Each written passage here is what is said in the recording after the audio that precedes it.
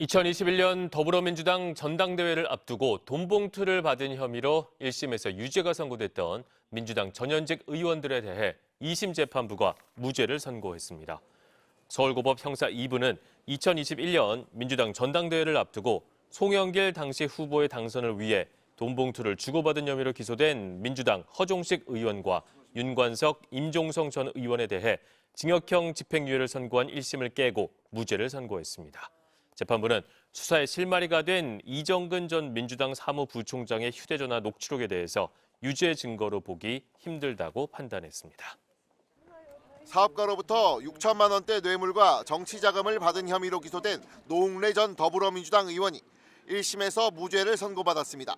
서울중앙지법 형사 4단독 박강균 부장판사는 뇌물수수와 알선수뢰, 정치자금법 위반 혐의로 기소된 노 전 의원에게 무죄를 선고했습니다.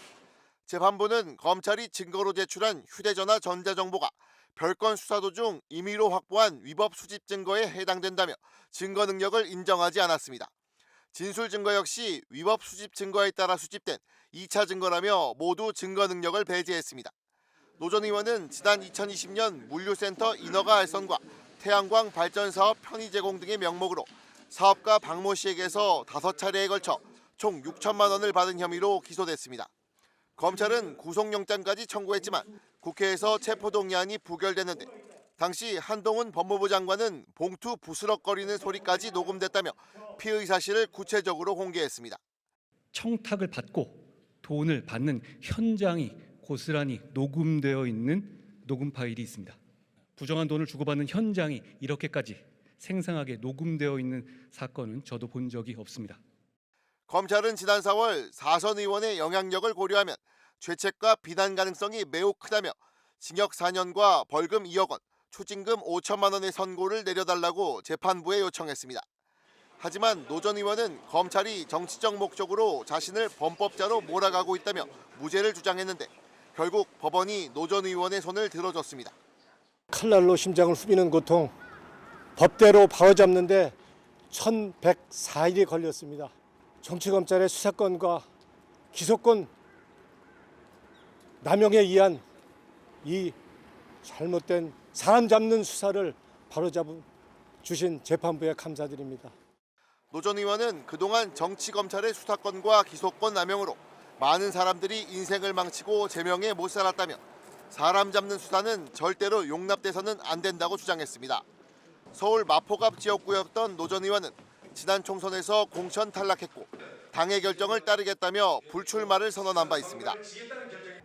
더불어민주당 전당대회 돈봉투 살포 의혹과 불법 정치자금 수수 혐의로 기소된 송영길 전 대표가 돈봉투 혐의에선 무죄를 선고받았지만 정치자금 수수 혐의에서 징역 2년을 선고받아 법정 구속됐습니다. 서울중앙지법 형사합의 21부는 특정 범죄 가중처벌법 위반, 정당법, 정치자금법 위반 혐의로 기소된 송 전 대표에게 징역 2년을 선고했습니다. 재판부는 송 전 대표가 지난 2021년 초 6,600여만 원이 든 돈봉투를 당 의원과 지역본부장 등에게 살포한 혐의에 대해서는 무죄로 판단했습니다.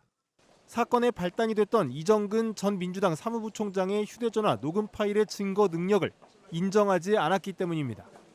재판부는 다만 송 전 대표가 사단법인 평화와 먹고 사는 문제 연구소를 통해 후원금 명목으로 7억 6천여만 원의 불법 정치자금을 수수한 혐의에 대해서는 유죄가 인정된다고 밝혔습니다. 지난해 1월 구속 기소된 뒤 5월 말 보석으로 석방됐던 송 전 대표는 이번 판결로 다시 구속 상태에 놓이게 됐습니다.